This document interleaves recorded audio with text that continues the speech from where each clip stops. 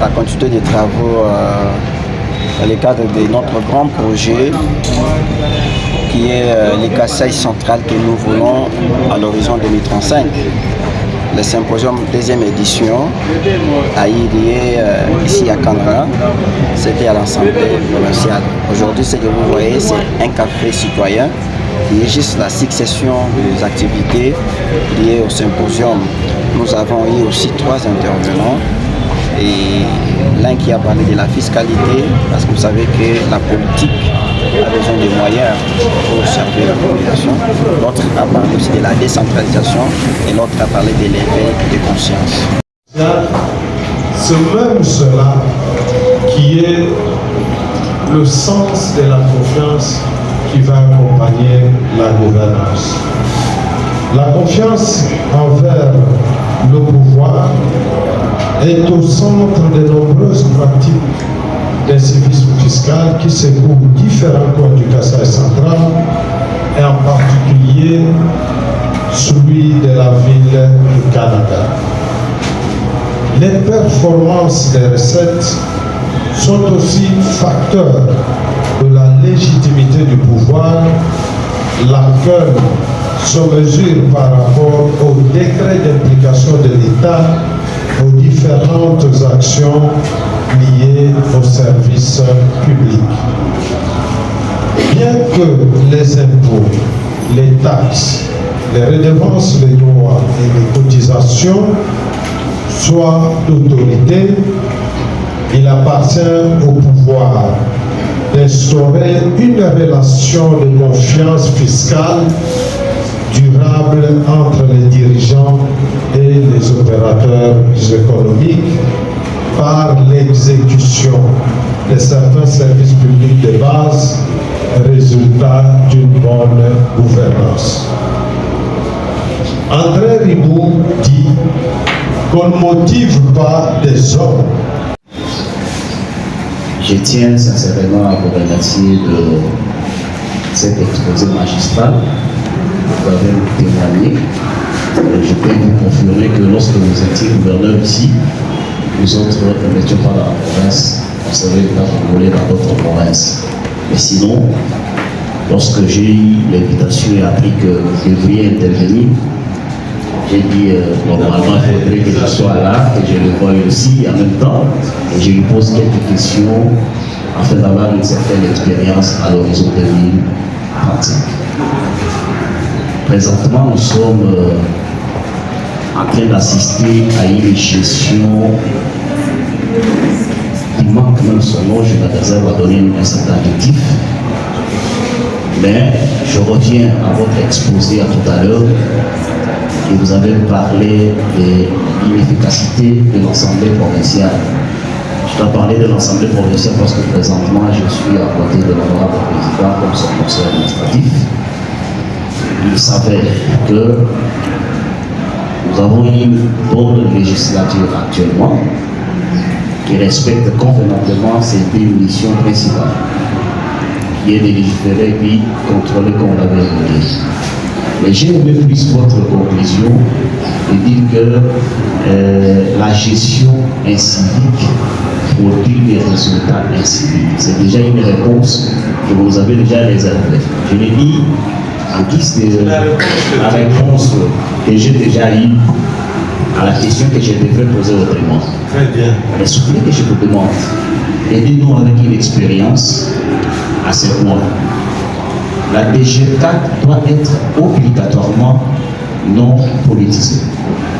Mais nous assistons actuellement à des recommandations politiques. Il est député, il était, il a un impératif de recommander son évêque, vous m'excuserez le terme, incompétent, à occuper un poste stratégique.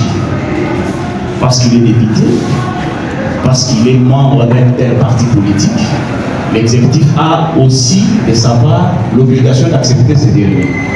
Quelle expérience L'expression-là, naturellement, est dans cette salle. Parce qu'il s'agit de la jeunesse. Et quand vous dites dans votre thématique à l'horizon 2035, c'est pour dire que le base, que les échanges enrichissent et la connaissance n'est pas vous limiter à la connaissance politique traditionnelle. Non, soyez instruits, soyez intellectuels. Vous comprendrez beaucoup de choses. Pourquoi on accepte d'intervenir dans ces choses?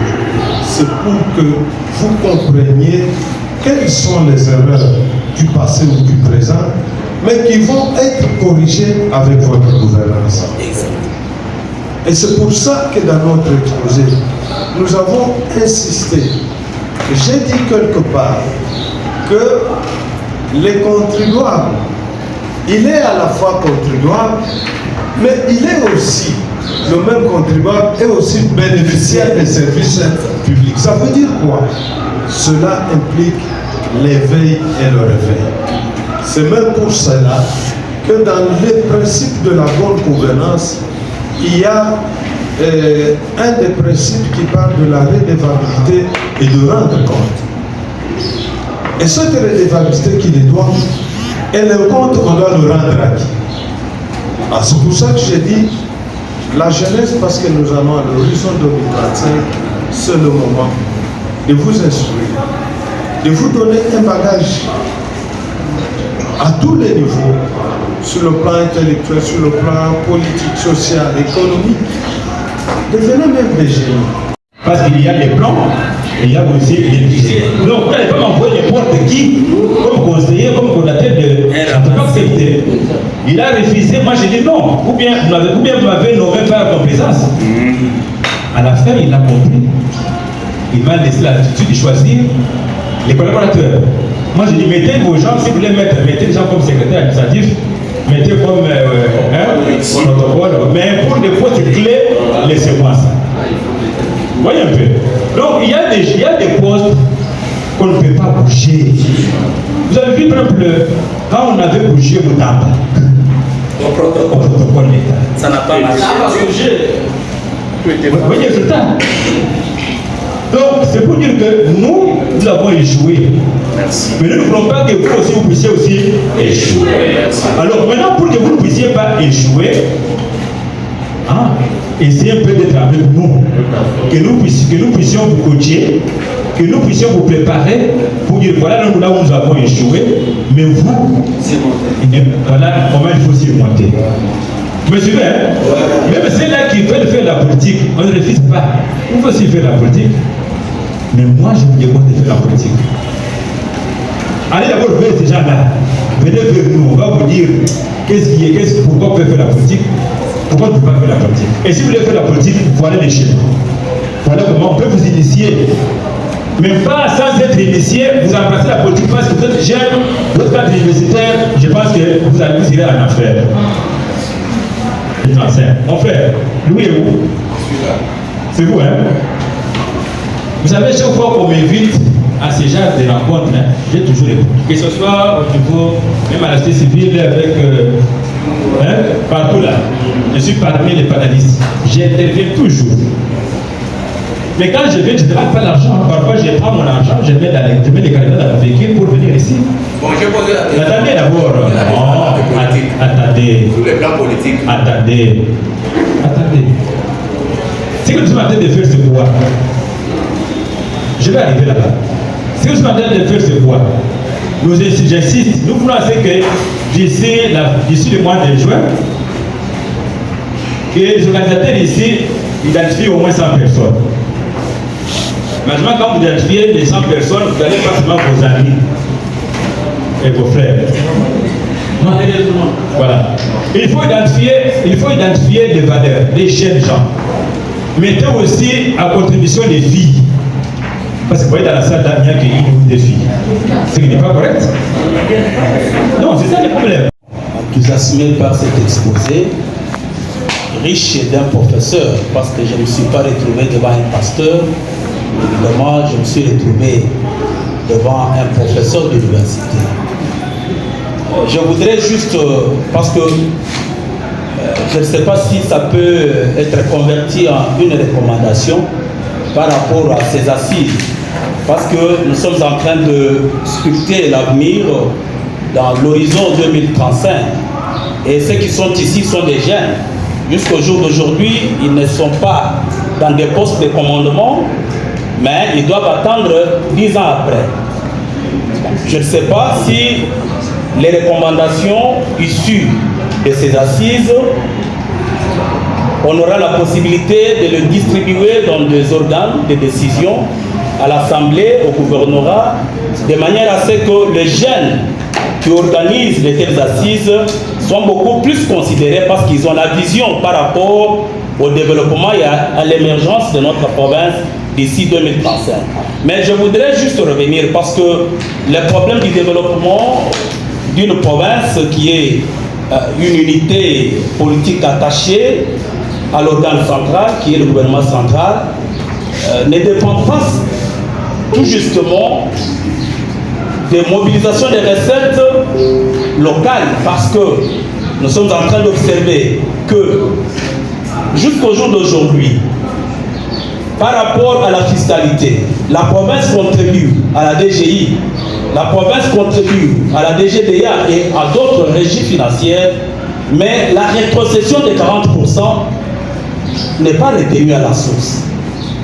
C'est déjà un malaise qui commence dans la gouvernance au niveau national. Lorsque la tête est pourrie, le reste est aussi pourri parce que lorsque vous prenez le budget, on va voir qu'il y a des contributions qui viennent de part et d'autre, en dehors des ressources locales, il y a les partenaires, mais il y a aussi le gouvernement central qui appuie le budget au niveau provincial. Mais on peut compter plus d'une année, voire même 2 ans, que la rétrocession ici ne vient pas régulièrement. Et je pense que tout est déjà dit dans votre exposé. C'est un problème qui incombe dans la charge, dans la responsabilité des politiques. Les politiques ne veulent pas nous aider à nous épanouir, n'aiment pas aider cette province à s'épanouir. Pourquoi? Parce que tout est politisé, tout est monnayé, il y a la corruption, tout ce que vous venez de dire, c'est tout à fait vrai. Je vous poserai une petite question. En tant que gouverneur à l'intérim, vous avez géré, parce que moi, la toute dernière fois de vous voir, c'est en 2018, le Kasaï central d'aujourd'hui et le Kasaï central qui avait été géré du temps de Miloga Justin. Lorsque vous faites la comparaison, comment vous voyez? D'où vient le problème? Merci. Continuité des travaux, la continuité des travaux dans le cadre de notre grand projet qui est le Kasaï central que nous voulons à l'horizon 2035. Le symposium deuxième édition a eu lieu ici à Canara, c'était à l'Assemblée provinciale. Aujourd'hui, ce que vous voyez, c'est un café citoyen qui est juste la succession des activités liées au symposium. Nous avons eu aussi 3 intervenants. Et l'un qui a parlé de la fiscalité, parce que vous savez que la politique a besoin de moyens pour servir la population. L'autre a parlé aussi de la décentralisation et l'autre a parlé de l'éveil de conscience. Notre principal domaine, parce que nous intervenons dans la bonne gouvernance. Et nous comprenons aussi que le développement de cette province a besoin de la bonne gouvernance et aussi d'un leadership. Le leadership voit dans le sens d'avoir un homme qu'il faut. C'est le capital humain qu'on doit capaciter, qu'on doit former pour avoir des valeurs dans les institutions, des valeurs dans la société. Pourquoi pas parler de la gouvernance, parce que c'est celle que nous voulons, la bonne gouvernance, celle qui est axée sur les principes et qui produit des résultats. Nous, on n'est pas des 100 jeunes, mais lui a parlé des 100 jeunes. Mais nous pensons que pour construire cette conscience collective, nous avons besoin de la jeunesse ou de la société civile, nous avons besoin de la classe politique, nous avons aussi besoin de l'élite kassaïenne. C'est pourquoi on a ouvert ça. Ça peut commencer de 1 jusqu'à l'infini. Et mais lui a parlé des chantons qu'il faut former capacité. Mais c'est ce cadre-là que nous avons déjà commencé. Vous voyez qu'il y a déjà des gens que nous appelons même de loin. les gens comme nous, dans cet échantillon-là, nous avons aussi besoin de la diaspora kassaïenne, qui n'est pas ici. Et ces gens-là, nous avons invité les quelques qui étaient là pour répondre. Vous avez vu même parmi les intervenants, il y a 2 gens qui ont payé leur billet pour venir échanger l'expérience avec notre jeunesse. Et c'est pour nous un riche moment qu'on a capitalisé pour que, vous avez suivi, les intervenants sont revenus. Là où les autres ont échoué, nous, la génération future, pensons à surmonter les défis et produire quand même les résultats qu'il faut pour le Kassai central émergent à l'horizon 2035. L'étape suivante, c'est la production de l'agenda 2035. C'est tout un document. On doit travailler avec plusieurs intelligences, la jeunesse bien sûr, même l'élite, pour essayer de documenter, archiver tout ce qu'on a eu à recevoir pendant les 2 séances d'échange dans le cadre de la 2e édition du symposium. Les prochaines étapes aussi, c'est les rapports qu'on doit produire et on doit remettre ça aux autorités. Il y aura aussi des restitutions avec les institutions au niveau national et au niveau provincial. On va commencer avec l'exécutif, l'Assemblée provinciale et monter même au niveau national parce que c'est un rapport avec les recommandations. S'il y a les recommandations qui touchent aussi le niveau national, nous irons jusque-là pour faire le même travail. Ce travail-là qu'on doit faire dans les territoires, souvent les moyens nous limitent à Kananga pour faire tout. Mais il y a aussi une jeunesse dans les territoires qu'il faut capaciter, qu'il faut aussi parler de la gouvernance, d'une vision pour comprendre aussi ce qu'ils pensent aussi du Kassai central à l'horizon 2035. Bon, nous avons trop à faire avec vous, pas seulement nous, parce que c'est une cause commune. C'est pourquoi nous voulons qu'ensemble, nous réfléchissons les étapes encore qu'il faut pour que cette vision qui ne parle pas d'une année, j'insiste, c'est les 10 ans que nous voulons programmer. Et pour les programmer, ce n'est pas un travail dans 5 jours.